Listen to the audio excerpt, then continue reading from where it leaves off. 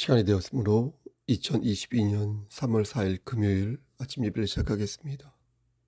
다 같이 사도신경으로 우리의 신앙을 고백하겠습니다.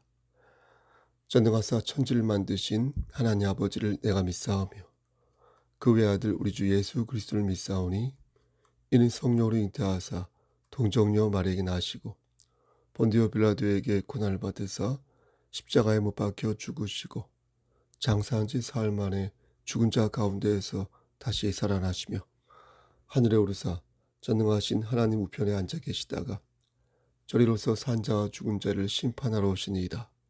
성령을 믿사오며 거룩한 공예와 성도가 서로 교통하는 것과 죄를 사하여 주시는 것과 몸이 다시 사는 것과 영원히 사는 것을 믿사옵나이다. 아멘. 거룩하시고 자비로우신 하나님 아버지, 하나님의 크신 사랑을 진심으로 감사드립니다. 우리를 하나님의 자녀로 삼아주셔서 사망에서 생명으로 옮겨주심을 진심으로 감사드립니다. 또한 성령님을 보내주시사 우리의 마음을 감동케 하시고 예수 그리스도의 말씀을 기억나게 하시고 증거케 하시고 우리가 하나님의 말씀을 사모하며 하나님을 아는 지식을 늘 꿈꾸며 개발하며 살 수 있도록 하여 주심을 또한 감사합니다.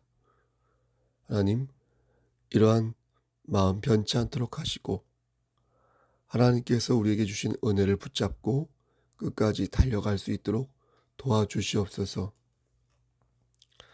하나님께서 함께하지 아니한다면 우린 넘어지고 쓰러질 수밖에 없습니다. 하나님, 우리가 그리스도 예수께 잡힌 바 된 그것을 잡기 위해 잡으려고 열심히 달려가면서 아름답게 성화되어가는 귀한 천국 백성 될 수 있도록 은혜 내려 주시옵소서. 하나님, 우리 송석교회 공동체를 위해 기도합니다. 이 교회 공동체가 하나님 말씀 안에서 늘 승리하며 신령한 것을 사모하는 교회 공동체가 될 수 있도록 은총 내려주시기를 소원합니다. 또한 심신이 연약한 우리의 지체들에게 함께 하시사 항암 주사를 계획하고 있는 이제 5번을 더 받아야 하는 우리 오은순 집사님에게 함께 하시고 또한 다음 주 월요일에 항암 치료가 계획된 우리 서옥산 사모님에게도 함께 하시고 우리 병원에 아직 입원 중인 우리 전순주 집사님에게도 함께하여 주시고 또한 코로나로 인하여서 지치고 힘들어하는 우리의 지체들 머리 위에 하나님께서 함께 하셔서 이 환난과 고통을 무사히 잘 견뎌나갈 수 있도록 도와주시옵소서.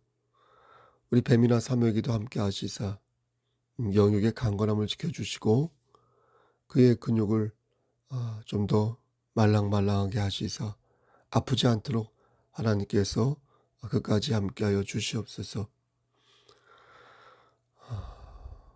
모든 말씀 예수 그리스도인 받들어 감사하며 기도드렸사옵나이다. 아멘. 하나님 말씀 시편 51편 10절에서 19절 말씀입니다. 시편 51편 10절에서 19절입니다. 구약성경 제성경으로 839쪽입니다. 10절 하나님이여 내 속에 정한 마음을 창조하시고 내 안에 정직한 영을 새롭게 하소서. 나를 주 앞에서 쫓아내지 마시며 주의 성령을 내게서 거두지 마소서.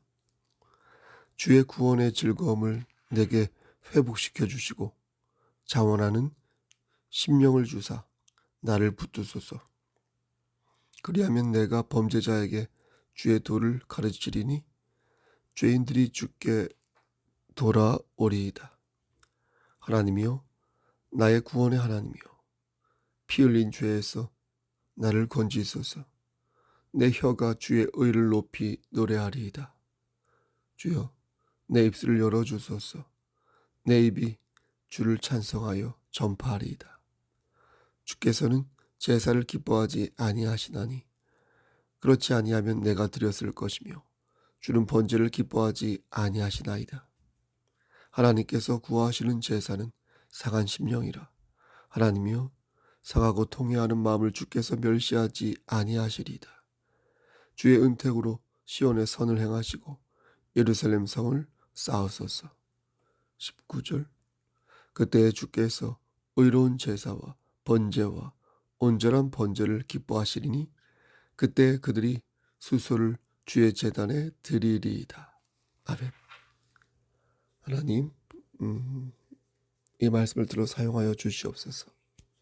예수님 이름으로 기도합니다. 아멘. 말씀을 짧게 전하겠습니다. 은혜 받으시기를 소원합니다.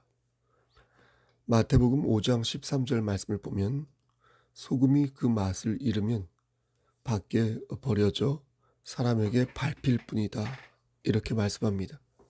소금이 밟힌다는 것을 좀 더 확대 해석해 보면 교회가 이리 치이고 저리 치이며 문매를 맞는다는 것입니다. 사람들의 입방아에 자주 오르내리면서 그 가치가 손색이 되고 그 위신이 땅에 떨어져 하나님의 영광을 가리게 된다는 것입니다. 그래서 예수님께서는 우리를 세상의 빛과 등불로 보셔서 우리가 그 빛을 잘 비추면 산 위에 있는 동네가 숨겨지지 아니할 것이요. 우리가 그 등불을 잘 비추면 집안을 밝게 할 수 있다라고 말씀하신 것입니다. 저는요, 주님께서 이 비유를 두 가지 영역으로 설정하신 것에 주목합니다. 빛을 말씀하시면서 동네를 비추었다고 말씀하시고 등불을 말씀하시면서 집안을 밝게 하였다고 말씀하셨습니다. 그러니까 교회가 신앙의 도리를 따르고 본이 되는 삶을 다할 때 사회와 가정이 빛날 수 있다는 것입니다. 사회에서 빛이 된다는 것은 내가 일하는 터전에서 빛의 역할을 감당한다는 것이고, 가정에서 등불이 된다는 것은 식구들에게 본이 되는 삶을 산다는 것입니다. 빛이라는 것이 태양처럼 멀리 비추는 빛만 있는 것이 아니라 내가 몸담고 있는 삶의 터전과 가정이라고 생각할 때 우리는 분명 의미 있고 보람된 삶을 살 수 있는 방법을 알고 있는 것입니다. 내가 받은 주의 은혜를 생각할 때 감사하는 삶을 살 수 있어 행복한 사람이 될 수 있고요. 매일매일 하나님을 아는 지식이 쌓임으로써 내 삶이 보다 윤택해지고 성숙해지는 경험을 맛볼 수 있는 것입니다. 바꿔 말하면 은혜를 잊고 살면 그의 삶이 매우 강팍해진다는 것입니다. 우리가 어떻게 다시 살게 되었습니까? 갈라디아서 2장 20절에서 가르치고 있지 않습니까? 내가 그리스도와 함께 십자가에 못 박혔나니 그런즉 이제는 내가 사는 것이 아니요 오직 내 안에 그리스도께서 사시는 것이라. 이제 내가 육체 가운데 사는 것은 나를 사랑하사 나를 위하여 자기 자신을 버리신 하나님의 아들을 믿는 믿음 안에서 사는 것이라. 우리가 어떻게 다시 살게 되었다고요? 하나님의 아들을 믿는 믿음 안에서 살게 된 것입니다. 하나님의 아들을 믿는 믿음 안에서. 이것을 믿게 우리는 우리의 버르장머리를 다시 손보는 것입니다. 그럼 어떠한 방법으로 우리의 버르장머리를 손봐야 할까요? 성경에서 가르치는 유형은 크게 두 가지로 생각할 수 있습니다. 하나는 회개, 또 하나는 간구. 방법도 두 가지로 생각할 수 있습니다. 하나는 기도, 또 하나는 말씀을 묵상하는 것입니다. 이렇게 두 가지 유형과 두 가지 방법으로 우리의 버르장머리를 손볼 수 있습니다. 이것을 묶어서 말씀드리면 기도를 하면서요 회개하고요 간구하는 것입니다. 또 말씀을 보면서요 회개하고 간구하는 것입니다. 손이 발이 되도록 간절히 회개하고 우리의 무릎이 낙타의 무릎이 되도록 간절히 간구하는 것입니다. 이렇게 기도로 회개하고 간구하며 말씀으로 회개하고 간구할 때 성령 하나님께서는 우리의 마음을 감동케 하사 예수 그리스도의 은혜를 기억나게 하시고 다시 일어서서 주의 음성을 듣기를 바라게 만드신다는 거예요. 아멘. 오늘 본문을 보면 다윗이 밧세바와 동침한 후에 하나님께 통회하는 장면이 나옵니다. 그렇죠? 다윗은 여태까지의 죄를 고백하고 하나님께 용서를 구하였습니다. 용서와 성화는 그런데 좀 다릅니다. 용서를 받으면 죄를 짓기 전의 모습으로 돌아오는 것이지만 성화는 죄를 짓기 이전의 모습보다 발전된 것입니다. 주목할 것은 다윗이 용서를 구하였다가 용서만 구하였던 것이 아니라 자신의 영을 새롭게 하여 이전보다 나은 상태로 나아갈 것을 다짐했다는 것입니다. 시편 51편 10절에서 하나님이여 내 속에 정한 마음을 창조하시고 내 안에 정직한 영을 새롭게 하소서. 그렇죠? 그는 손이 발이 되도록 빌었습니다. 시편 51편 11절에서 나를 주 앞에서 쫓아내지 마시며 주의 성령을 내게서 거두지 마소서. 그러면서 자원하는 심령을 주사 자신을 붙들어 달라고 간구하였습니다.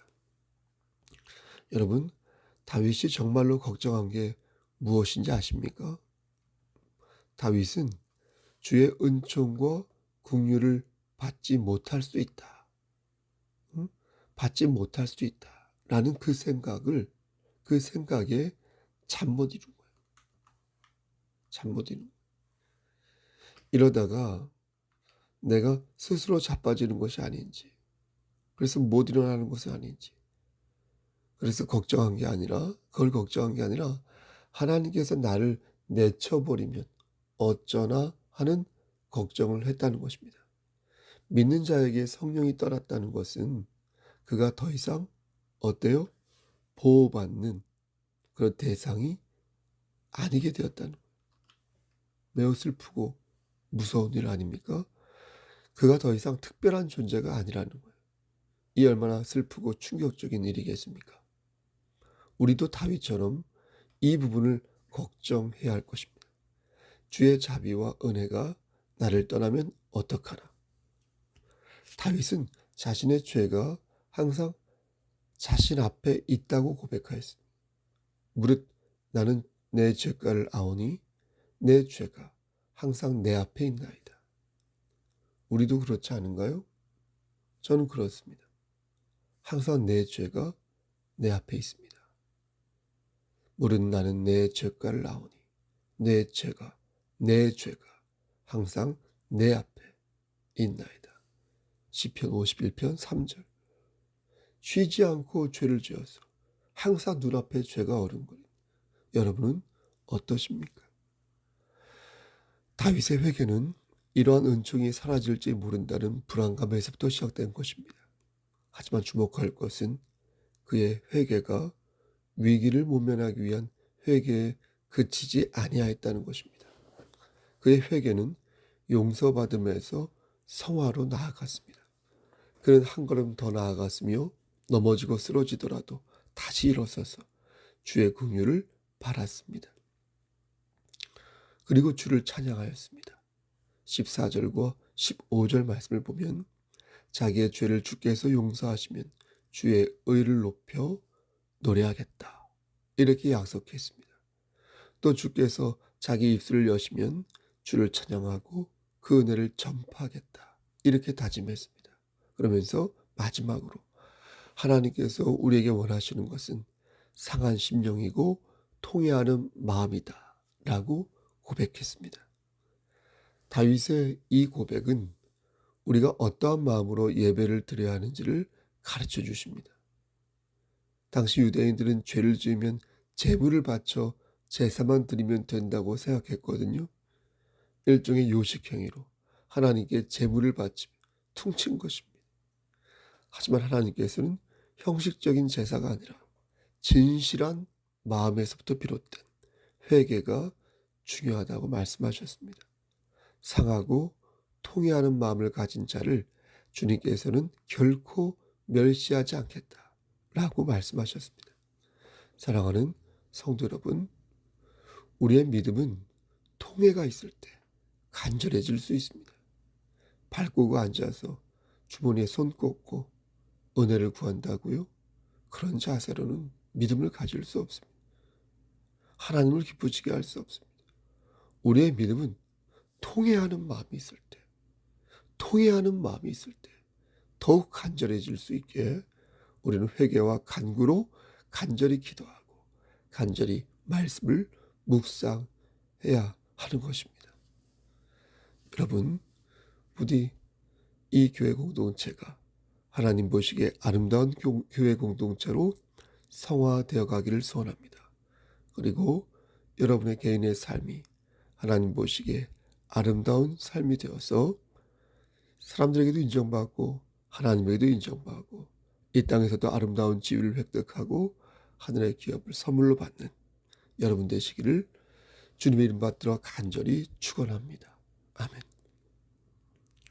이제는 우리를 죄에서 구속하여 주신 우리 구주 예수 그리스도의 은혜와 아버지 하나님의 만극하신 그 사랑하심과 성령님의 교통하시고 인도하시는 모든 역사하심이 하나님 말씀 안에서 회개와 간구로 기도하고 그리고 간절히 말씀으로 묵상하기를 소원하는 여기 모인 성도와 그들의 가정과 이 제단과 이 나라 위에 하나님의 사랑하심이 세세토록 함께 계실지어다.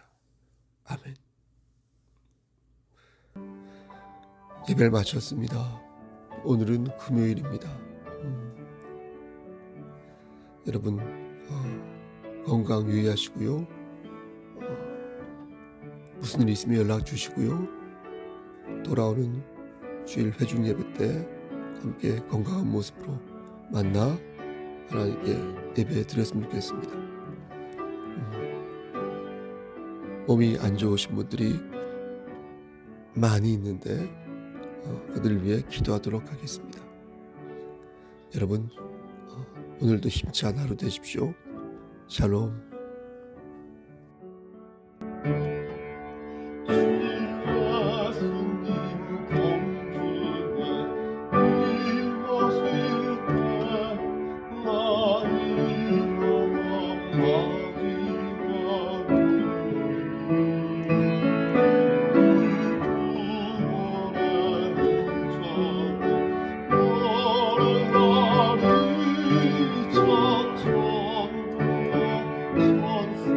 천사